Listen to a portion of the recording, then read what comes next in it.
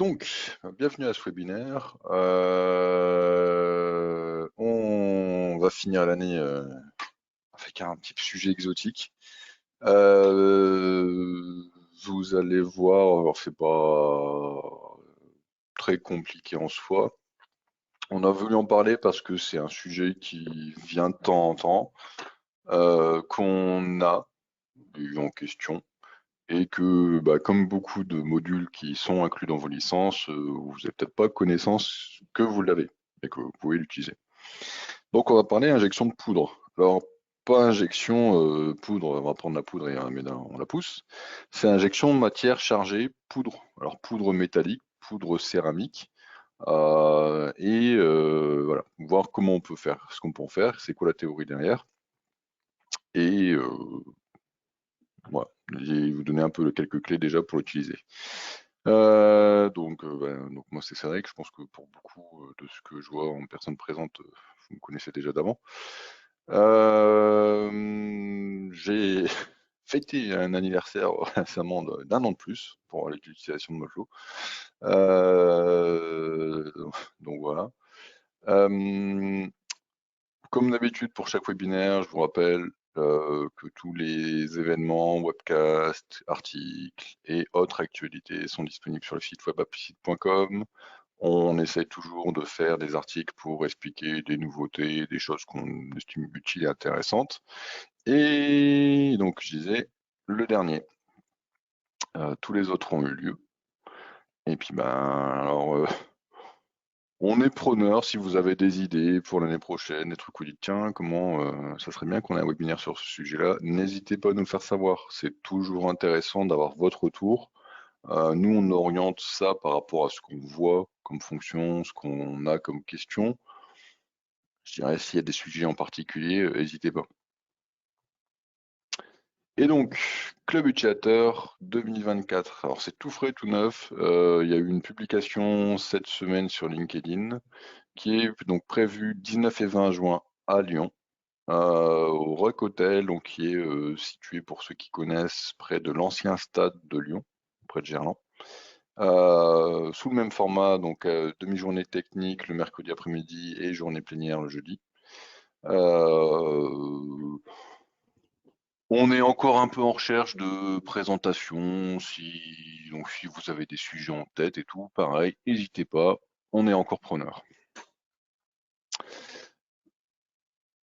Alors, du coup, on va attaquer. Alors, comme à chaque webinaire, le principe c'est toujours le même. Je peux pas libérer le son de tout le monde parce que c'est honnêtement, on l'avait essayé une fois, c'est une cacophonie ingérable. Du coup, on passe que par le chat et les questions.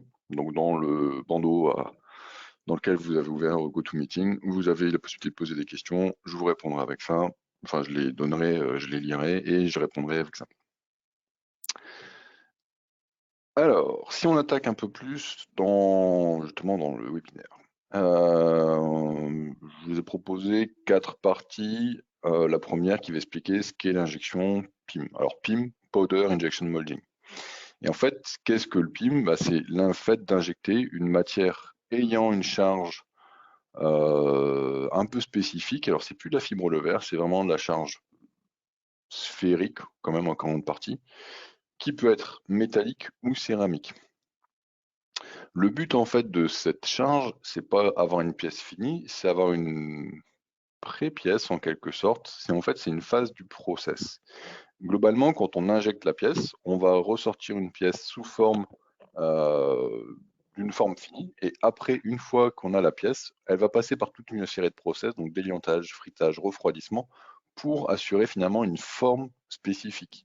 Donc finalement, la simulation va se faire à cette phase-là, et toute la partie finalement qui viendra après ne sera pas faite. C'est un autre process, c'est une autre façon de faire. Et l'idée, par contre, c'est de pouvoir anticiper déjà les défauts qui interviennent là, parce que le déliantage, le fritage et le refroidissement, ça va juste, enlever le plastique, compresser la matière et la refroidir. Et en fait, la forme en soi ne change pas. Et les défauts qui ont été générés par l'injection ne seront pas modifiables via ces phases. Donc, par exemple, tout ce qui pourrait être ligne de flux quand vous êtes ici, vous pouvez rien en faire. Du coup, en fait, c'est l'idée un peu de la simulation, c'est de pouvoir finalement anticiper ce qui se passe, d'anticiper le cisaillement, la distribution inégale de poudre dans la pièce, et de pouvoir voir comme ça finalement, ok, une fois que ma pièce sera finie, quels seront les défauts que j'aurai.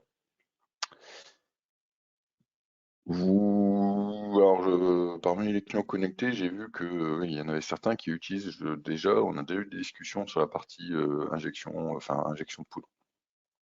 Ça sert en fait à faire des pièces assez variées. C'est dès qu'on a des formes un peu en pièces métalliques ou céramiques un peu spécifiques, l'injection MIM-SIM peut permettre de faire ça parce que du coup la forme sera plus facilement faisable que par exemple avec de l'usinage. Et on aura quand même des qualités de pièces qui seront suffisamment intéressantes pour que ça vaille le coup. Il y a des formes en fait qu'on pourra difficilement obtenir avec de l'usinage, tous les procédés de fabrication soustractive. On peut avoir l'impression 3D, mais on n'a pas non plus forcément les mêmes capacités de production. Donc en fait, c'est un peu un intermédiaire et qui permet de fabriquer des pièces autre matière plus facilement.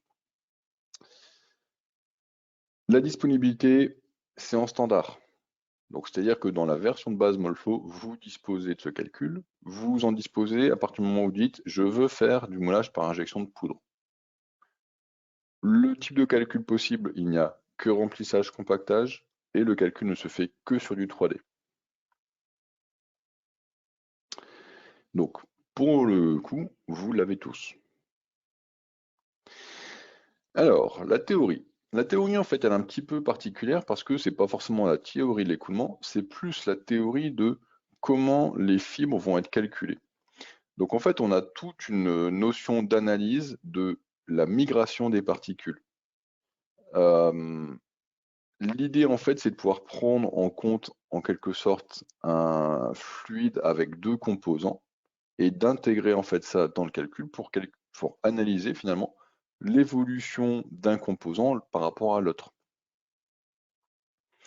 L'idée, en fait, elle est que la poudre pourra avoir un comportement spécifique qui sera déterminé par sa forme, par différents critères qu'on va voir un peu après.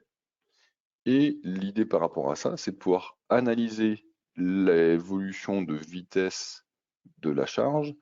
Et alors vous allez voir, ça va permettre d'atteindre d'autres choses.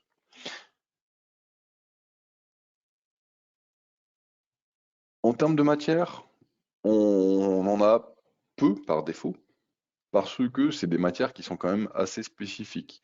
Alors, comme toute matière, il y a la base officielle, ce que vous avez là, et il y a la base confidentielle, que vous pouvez vous agrémenter soit en contactant votre fournisseur matière, soit en faisant caractériser vous-même.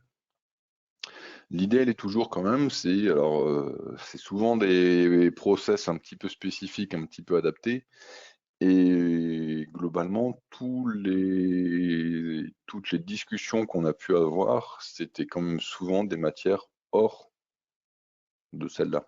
Les charges utilisées n'étaient pas les mêmes, les matières étaient ultra spécifiques et du coup confidentielles. Voilà, donc il y a une base matière qui existe, mais honnêtement, je pense qu'elle est beaucoup plus importante que ce que vous pouvez voir dans le logiciel. Sur le principe, la matière, c'est exactement la même chose qu'une matière thermoplastique classique. On va retrouver toutes les conditions d'injection, de viscosité, de PVT, absolument tout. La seule différence, on parlait de thermique, PVT, voilà, je l'avais dit, la seule différence, c'est que dans la charge, déjà les taux de charge, alors on a pu le voir dans l'autre tableau, les taux de charge sont assez poussés. On est sur du 70, 80, 90% de charge. Et dans ce cas-là, en fait, en propriété, on va trouver le rayon de poudre et la concentration volumique de poudre. Donc en fait, on aura des éléments qui vont intervenir, qui rentreront dans l'équation qu'on a vue un peu précédemment, c'est le SBM, et qui permettront d'analyser comme ça, finalement, l'évolution et l'interaction des charges les unes par rapport aux autres. Forcément, avec une matière charge à 90%, on ne peut pas considérer que la charge ne va pas avoir un impact sur le reste. Donc elle va forcément interagir avec elle-même et chaque élément de poudre va interagir avec un autre élément. Et donc on peut en fait le calculer. Et le but du solver, c'est de calculer ça. Pour le coup, forcément, en termes de modélisation, on a des choses qui sont un peu plus, alors je ne vais pas dire poussées, parce qu'en fait, sur le principe, la modélisation, ça reste un peu ce qu'on aurait à faire, par exemple, pour du G-libre.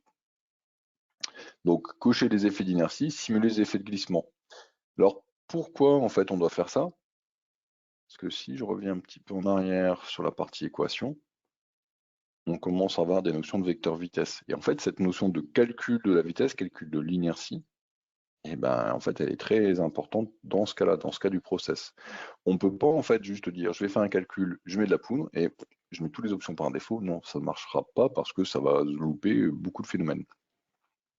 Donc, on est obligé quand même d'adapter un petit peu les données. Je pensais que j'avais mis un autre truc, mais ça va, je vais le retrouver là.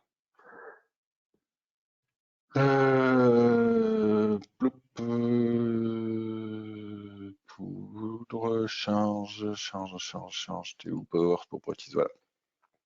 On aura en fait des propriétés spécifiques pour le rayon, pour la concentration, pour le volume, et donc des coefficients Kn, lambda 1, lambda 2, lambda 3, qui sont, alors comme vous pouvez le voir ici, vides, mais comme à chaque fois que c'est vide dans l'affichage, c'est peuplé par défaut. Dans le genre d'analyse, vous retrouverez en fait des valeurs mises par défaut, donc qui peuvent être utilisées, gardées, ou adaptées en fonction de ce que vous connaissez la matière. Et l'idée en fait, alors elle est assez simple, c'est que le calcul en soi, en tant que tel, il n'y a rien d'autre à faire. C'est-à-dire qu'une fois que vous avez fait le calcul, vous avez directement les résultats qui vous permettront de voir l'écoulement, donc déjà en premier lieu, et surtout la poudre, la concentration de poudre. Alors c'est pas anodin parce qu'en fait c'est là où vous aurez par moment des zones ou de contrainte ou de faiblesse. Et ça permettra de mettre en évidence un peu plus finalement ce que vous pourrez trouver comme défaut dans la pièce réelle. Lors de l'étape d'éliantage et de fritage, forcément la pièce va être soumise à des cycles quand même de température importants et de pression. Toute contrainte accumulée pourra en fait entraîner de la casse dans cette étape. Donc l'idée c'est de mettre un peu en évidence ça, aussi bien en surface comme on a ici, qu'à travers l'épaisseur. Et de pouvoir finalement anticiper ça dans la simulation. Et comme dit, ça évite surtout, c'est que quand vous fabriquez cette pièce-là en réel, vous retrouvez avec une pièce cassée. On va aussi avoir donc tout ce qui va être, par exemple, concentration globale et qui permettront d'anticiper finalement un peu ce qui se passe dans le modèle. Donc l'idée en fait, c'est surtout ça, c'est vraiment avoir les résultats sur la concentration de poudre et les zones de contrainte globales qui restent.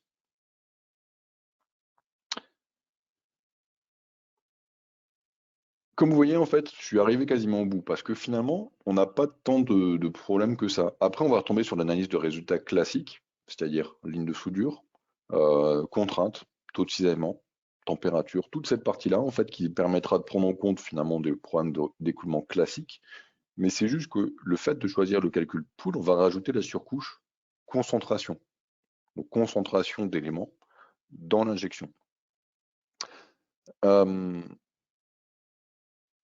Donc, en grande partie, voilà, il n'y a pas non plus 12 000 trucs à modéliser, il n'y a pas énormément de choses à modéliser. Alors, si, il y a des choses quand même, par exemple, ici, pardon, un seuil en poutre, ça va être compliqué. On est quand même sur des phénomènes volumiques, il vaudra mieux en fait modéliser tout en 3D. Donc, modéliser l'alimentation en 3D. Thermique, on n'en a pas pour l'instant. Alors ça m'amène finalement à la suite, c'est le futur. Le futur, en fait, alors, il est sous deux phases, deux approches, on va dire. En premier lieu, ce calcul en fait de concentration, c'est l'étape en fait initiale pour pouvoir intégrer le calcul de concentration sur l'injection plastique classique. À l'heure actuelle, en fait, c'est disponible uniquement dans Scandium. ça se base exactement sur le même modèle. Le SBM, c'est exactement ce qui est utilisé dans Scandium pour prendre en compte l'injection de poudre. Pardon. Alors, le modèle SBM classique qui permet de faire l'injection de poudre, c'est exactement le même qui est utilisé dans Scandium pour faire la concentration de fibres classique. Donc ça déjà c'est pour une partie, c'est que ce qui a été fait là pour la poudre, finalement, c'est en train de s'implanter pour le reste. Le deuxième aspect, alors il dépend plus un peu quand même des demandes qu'on obtient, qu'on a des clients, des utilisateurs actuels, des utilisateurs intéressés, de dire ok, moi ça m'intéresse de pouvoir faire ce calcul-là. Par contre, est-ce que ça serait possible d'avoir ça? On a eu des demandes par exemple pour faire la déformation ou de la thermique. Ça a été transmis, c'est analysé par Autodesk. Il y a des axes de recherche aussi sur cette partie-là. Parce que, voilà, à un moment, c'est un process qui est un petit peu spécifique, mais clairement, le fait de pouvoir connaître la déformation, si je reviens à mon petit schéma ici, forcément, la forme de la pièce ici va pas être identique à ce qu'on obtient en CAO. Donc, ça permettra en fait d'anticiper aussi un peu plus ce qui se passe. Maintenant, par contre, la difficulté, c'est que forcément, prendre une matière chargée à 90%, la déformation, ça se calcule pas forcément de la même manière. Donc, c'est analysé, c'est discuté. Voilà. La thermique, pareil. Est-ce que c'est utile, pas utile? Jusqu'où on peut modéliser? Est-ce qu'il faut que ça soit modélisable de manière simple ou on peut aller beaucoup plus loin? C'est une grande question sur ça. C'est toujours pareil, analyser. Et donc, en conclusion, le but quand même, c'est de modéliser finalement le remplissage et l'aspect.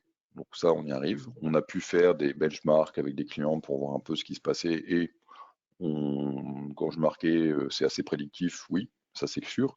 Et en fait, ce qui est utile et intéressant, c'est que c'est assez prédictif quand même sur des matières qui peuvent être assez onéreuses. Donc plutôt que de faire des essais puis de dire ah bah mince cette pièce-là c'est pas bon, c'est à tout acheter. Si on peut anticiper quand même pas mal de choses en simulation, c'est bien aussi. Ça permet, il y a vraiment un gain pour le coup financier. Et j'arrive au bout du webinaire. Alors, est-ce qu'il y a des questions? Donc, je rappelle par le chat. N'hésitez pas. L'idée, c'est de pouvoir répondre à peu près à tout. Si je peux pas répondre, je prends note et je réponds après.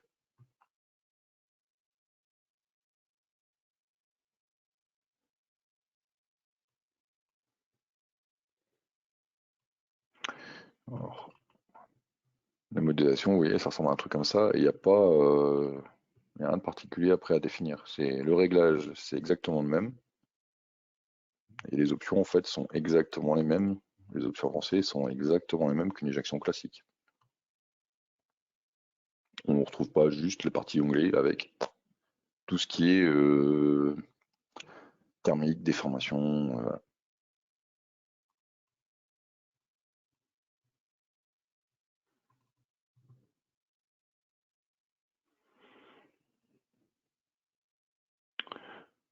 Alors, il n'y a pas de question de ce que je vois pour l'instant.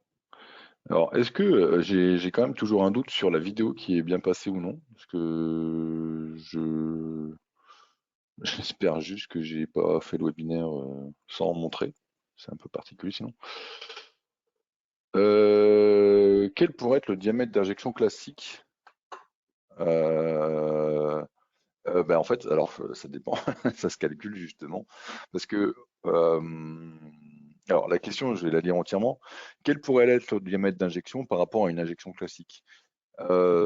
Honnêtement, je ne connais pas de règle parce que après derrière ça s'adapte en fonction de la matière et du résultat. C'est-à-dire que si on a un cisaillement important et qu'on a justement des phénomènes de dégradation de la matière, c'est pas idéal. Donc c'est pas voilà, c'est pas top quoi.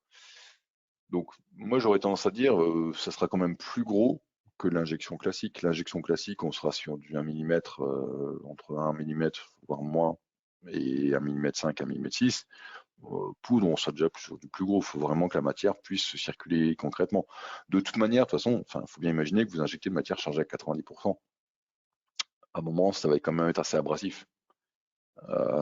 Donc si vous faites trop petit, rapidement, ça sera gros tout seul, quoi. Je vais répondre. Règle précise. Pas de règle précise. Il faut juste suivre.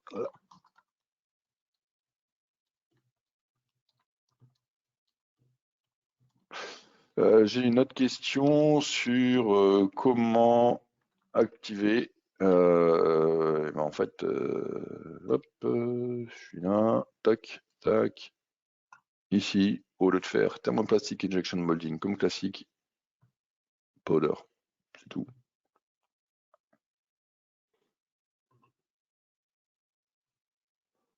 Vous voyez.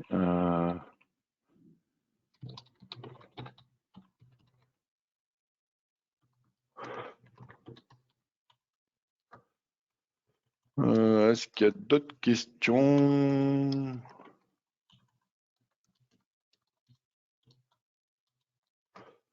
De toute façon, le webinaire, l'enregistrement, il devrait être disponible cet après-midi. Donc, logiquement, ouais, je pense pour fin de semaine, début de semaine prochaine, vous devriez l'avoir.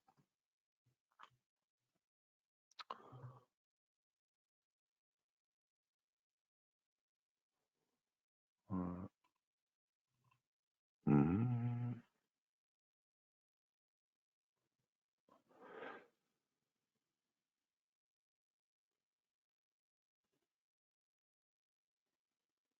Le toc toc toc, le sim, toc toc toc. Alors, je lis la question. À quel grade correspond le sim Tosho PXA de votre base de données? Le numéro de grade n'est pas précisé. Alors, j'aurais tendance à dire, je pense que celui-là n'est pas présent dans la base. Je pense que ça fait partie des matières confidentielles.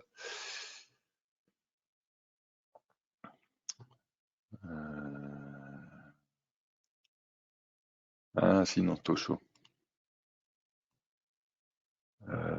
Alors, par contre, est-ce que vous pouvez préciser la question? Parce qu'à quel grade correspond le SIM Tosho PXA? Numéro de grade. Numéro de grade. Moi, j'ai ça.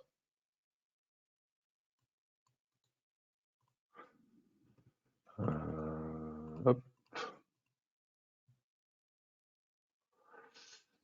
Est-il possible de sortir la cartographie de concentration et de l'utiliser éventuellement pour des calculs de frittage? Alors oui, sur le principe, parce que comme tout résultat, la concentration est exportable en XML. Ça peut être en fonction du temps où vous dites, moi finalement, ce qui m'intéresse, c'est juste le dernier pas de temps, et vous l'exportez, et ça marchera. Donc oui, de discussions qu'on a vues avec des clients qui utilisent des outils de couplage, ils savent lire la concentration maintenant. Donc voilà. Mais alors, pardon, pour l'outil de couplage en mécanique. Alors maintenant, outil de couplage sur du calcul de frittage, je ne sais pas si ça existe, d'une part. Et après, comment dire? Sur le principe, en fait, vous pouvez très bien exporter le maillage dans le calcul de frittage, et du coup, en fait, les numéros nœuds seront liés au résultat. Donc ça peut marcher. Après, je sais pas trop comment ça marche les outils de couplage, enfin les outils sur le frittage, si c'est pas bon ou non.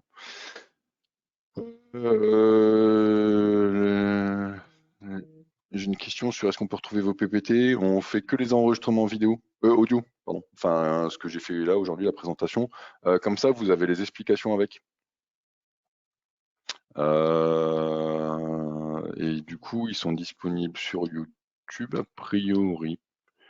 Au pire, je dois pouvoir vous les renvoyer. Alors, j'ai une autre question. Pour ce qui est de la caractérisation matériaux, la spécification des informations sur la poudre vient en plus d'une caractérisation standard. Alors, je dirais oui. Donc, je redis. Pour ce qui est de la caractérisation matériaux, la spécification des informations sur la poudre vient en plus d'une caractérisation standard. Je dirais oui, mais il faut que je vérifie. parce que j'aurais tendance à... De ce que j'ai vu passer, je crois que c'est une caractérisation à part. Je peux reconfirmer ça dans la journée. Et j'ai une autre question. Est-ce que le taux de charge peut être modifié? Alors oui, mais comme toute matière. Maintenant, est-ce que ça a du sens de modifier le taux de charge parce que indirectement, vous allez modifier le taux de charge pour le calcul de concentration, mais le calcul de viscosité et tout ça, bof. Donc oui, mais c'est pas recommandé.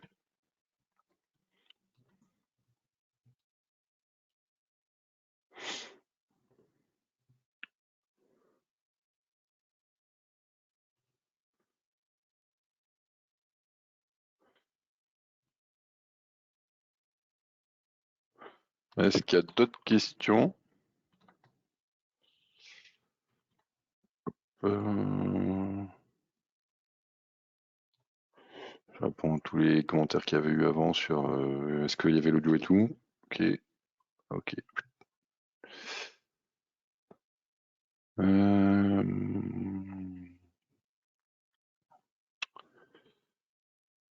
non, ouais, je regarde du coup la caractérisation. Non, j'ai quand même plus en tête que c'est un truc un peu spécifique quand même. Qu'au départ, on doit dire que c'est une matière chargée. De toute façon, non, mais enfin, ouais, non, enfin, réfléchissant, je pense que j'ai la réponse. C'est une matière caractérisation spécifique de manière globale, parce qu'en gros, ce que vous envoyez, c'est un lot matière. Et vous envoyez pas un lot matière vierge, et après vous dites finalement, je vais envoyer un lot de poudre. Pour moi, c'est effectivement une caractérisation globale. Je confirme, mais c'est une caractérisation un peu spécifique, oui.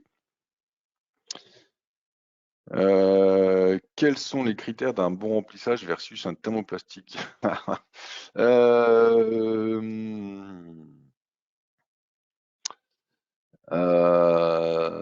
je dirais en fait, on va pas forcément regarder. Alors, enfin, je vais le dire un peu bizarrement. On va pas forcément regarder la même chose. C'est-à-dire que quand on fait de l'injection PIM, on cherche pas à optimiser le profil de compactage, le profil de vitesse d'injection, les températures et tout. Ce qu'on cherche à voir, c'est la géométrie qui va être finalement définie du départ, parce que de toute façon, elle doit répondre à un cahier des charges initial. Et finalement, on va plus se contenter de regarder tout ce qui sera problème d'écoulement. Donc ligne de soudure, mouvement de surface de soudure, toute cette partie-là. Euh, du coup, il n'y a pas forcément de critères différents, c'est juste que les attentes seront moins élevées parce que typiquement, je dis un peu bizarrement, c'est une demi-pièce, c'est pas la pièce finale. Alors que quand vous faites de l'injection plastique, globalement, ce que vous sortez de l'outillage, c'est la pièce finale. Là, en fait, c'est un intermédiaire dans le process. Et du coup, pour moi, on n'a pas besoin d'aller très loin dans l'analyse. C'est un peu ce qu'on a montré finalement dans les résultats. On va regarder ce qui se passe en écoulement, les lignes de soudure, les lignes de recollement, les traces de flux qu'on peut avoir, et la concentration de poudre. Un peu de contraintes, tout ce qui est contrainte de cisaillement, taux de cisaillement, mais on va pas aller beaucoup plus loin que ça. Parce qu'il n'y a pas... Il n'y a pas besoin de parler, par exemple, de tonnage, des choses comme ça. C'est un process vraiment un peu à part. Donc, commencer à regarder les pressions d'injection, les tonnages. Bon. Donc, on va vraiment l'aborder, pour moi, différemment. Donc, les critères sont les critères principaux sur les lignes d'écoulement et tout, oui. Les traces lignes de soudure, tout ça. Après, on s'arrêtera sûrement là. Donc, tout ce qui est même sur épaisseur et tout, je dirais la discussion, elle est toujours possible de est-ce que je peux pas modifier les épaisseurs, mais c'est pas forcément le critère prioritaire parce que si elles sont là, c'est surtout pour la suite. C'est quand la pièce sera fritée, enfin déliantée et fritée et utilisée au final.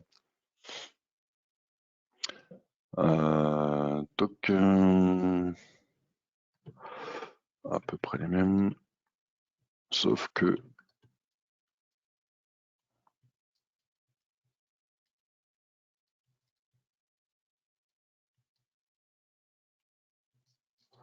est-ce qu'il y a d'autres questions pendant que je tape la réponse? Alors, je vais essayer de faire un résumé de la réponse que j'ai faite.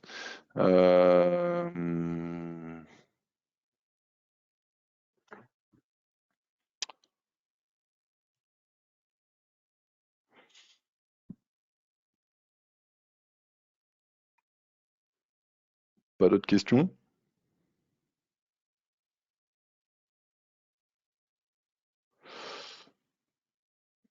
Eh bien, s'il n'y a pas d'autres questions, il me reste tous à vous souhaiter une bonne journée. Je regarde encore, mais non. Une bonne journée. Et puis, ben, pour ceux que j'aurai pas d'ici là, passez de bonnes fêtes de fin d'année. Et puis, à l'année prochaine, en pleine forme. Merci beaucoup. Bonne journée, bon week-end. Au revoir.